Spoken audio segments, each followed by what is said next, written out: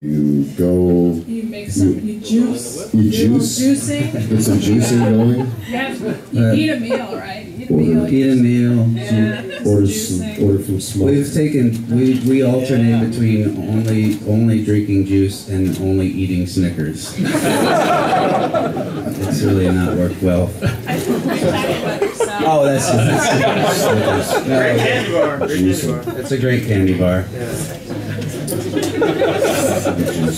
Well, I think it's good not to beat your head against the wall, personally, and to answer the question with seriousness. I think it's nice to.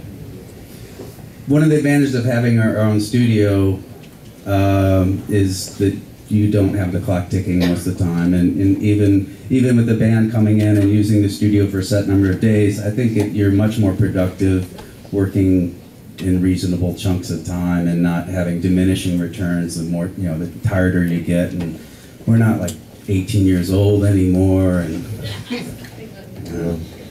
don't want to stay up all night. Well, the band wanted to get this record over or recorded in a set amount of time, and you're used to, as you said, working at a more leisurely pace. Like, how did that clash at all when you guys were working together? That was inspiring. It was awesome. And it's like made me think, wow, I should really get to work. We have another question from the audience. Anyone else? This is a two-parter. Alan, Lo, you've worked with Steve Albini, Dave Friedman, and now Jeff Tweedy.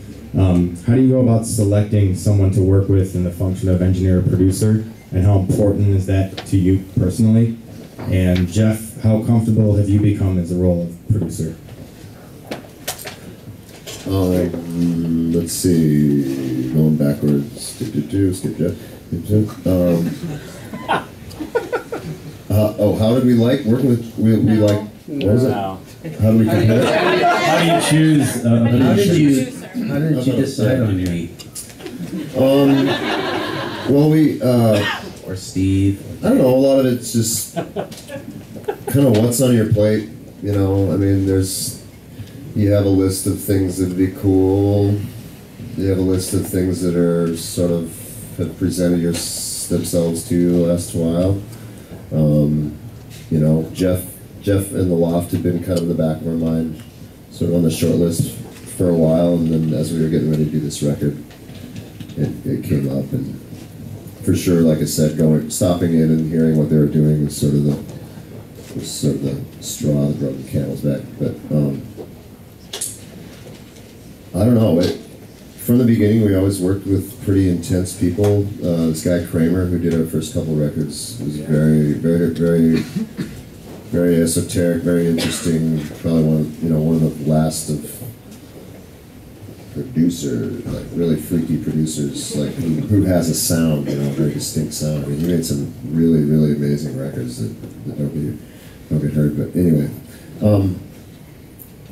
and that experience really helped us. He was this really strong character. We were really new. We barely knew how to play our tunes. We were still trying to figure out what we were doing, and he just kind of, through his personality, just kind of forced the thing through.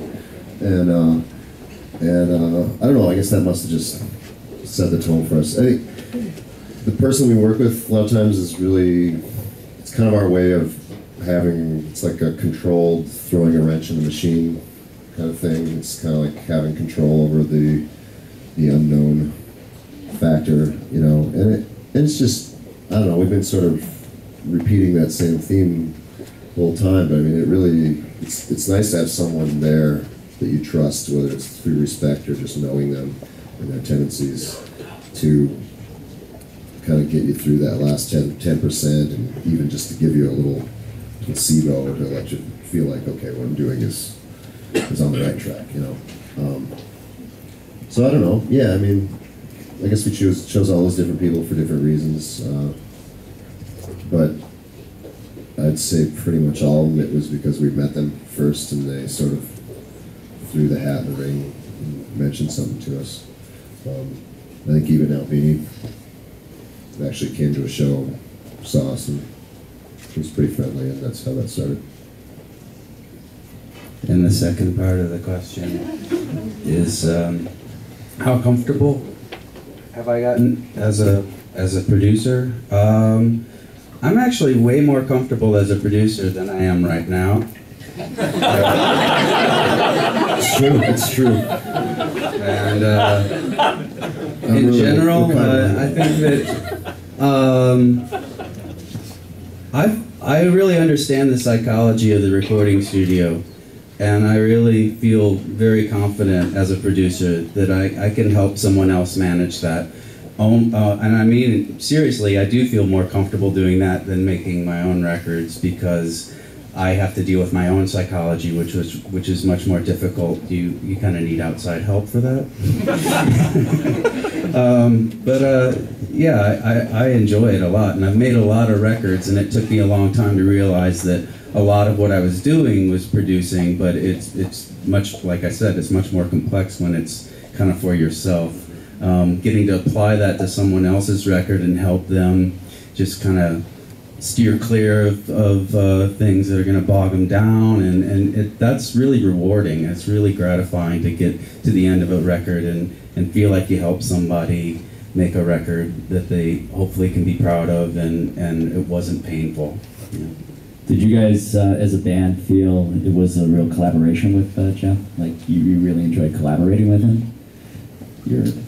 Yeah, I mean, there were aspects of it were definitely a collaboration. I mean, it pretty quickly felt like we're all the same team. I don't know about that. I was watching you guys earlier, and I was thinking this is an example of how little we really did. And I mean, Tom and Mark and I as a production team, and I asked you to sing something two more times than you sang it originally. That's the only thing I heard in your whole show.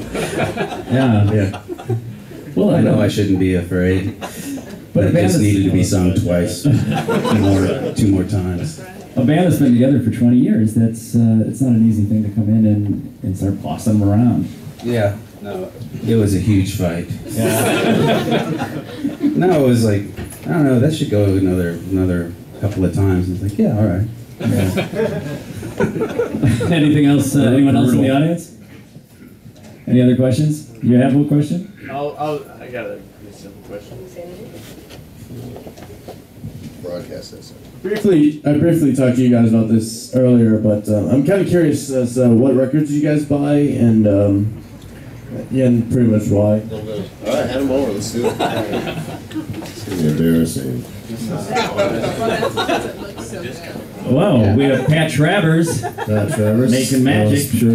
I'll hold them up. You talk about it. How could you not buy that record? Every record cover should be like that from now on. Is that one? That's a special gift for somebody. That's a gift. What's this one? Is a gift for someone? That's Art's. Art Garfunkel solo records. Whoa. That explains itself. Yeah. Do you know the name of this album? Anybody? No. No. Jump on it. It's Montrose. Montrose. Yep. I'm sorry. Very good band. Which one's that one? Oh, Spaceman 3 Performance. This is the first Spaceman 3 tape I had. Wow. What, you don't have this already? I don't have it. Sorry, that's okay. This is a pretty heavy record. How about it, Joel? This is a compilation from Mississippi Records. They've been putting out a lot of like old gospel and some stuff from Africa, actually, which is really good. They did this one record. It's Tanaka or Takana, or I can't remember the name of the dude, but it's sort of Malian desert stuff on strings. I don't know, you gotta just check it out. Yeah, Mississippi Records is this dude that's been putting out these. Yeah, it's really nice when it's really nice when Saki can invite you into the store to play, and then you end up spending about $100. That's one way to sell it. Yes, it is. Anyone else? In the back. Oh yeah, question. Yeah, I'm curious about your songwriting process and whether you found anything that's gotten easier or more difficult over the past 20 years, and if you've ever had to deal with periods of writer's block. The only thing that gets easier as you get older is that eventually, very slightly, the reminder sort of starts growing inside your brain that it's going to be okay. It's okay. I know you feel worthless right now. Your mind is a void. You can come up with anything with the shit for 2 weeks. It's okay. It's okay. It's going to be fine. And that's the only thing that you get as you get older is the little voice that reminds you that this has happened before and it'll be fine. Yeah, writing is always, it's always humiliating and difficult, and it does not get easier. But I think mostly because the more you write, the more of an editor you become, and the more, I don't know, it's just harder for stuff to get past the gate, and so yeah. Do you write the songs together or apart? More separate than you think, actually. Yeah, usually just kind of on our own. And then you bring it to the band, so to speak, or I'll have an idea mostly through, and I'll bring it to Mim and play it for her. But, yeah, I don't know. So every once in a while we'll work on lyrics together or something like that, but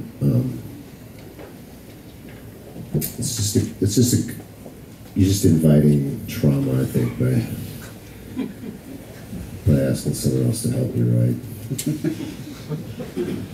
That whole idea of songwriters sitting in a room together writing songs doesn't really happen very often, does it? Does it ever happen with you? Do you ever write songs with someone, or do you do it separately? Yeah, I mean, actually, I've had the opposite experience. I over the years, it's gotten much easier for me. For some reason, maybe I just don't care anymore. But I think I've really gotten back to. I think it's more like you start out not caring, and you have to work through a lot of stuff to get back to the place where you're free to make whatever you want, and it really doesn't hurt anybody. So I try and Wilco's actually pretty good at sitting around in a circle and hammering out a song together with the minimum amount of suffering. I don't know somehow that works, but the raw material is a very private process, actually. Another question? Anyone else? Yes, right in front. I'm sorry if you've heard this question a lot before, but I was really curious to know how you felt about the term slowcore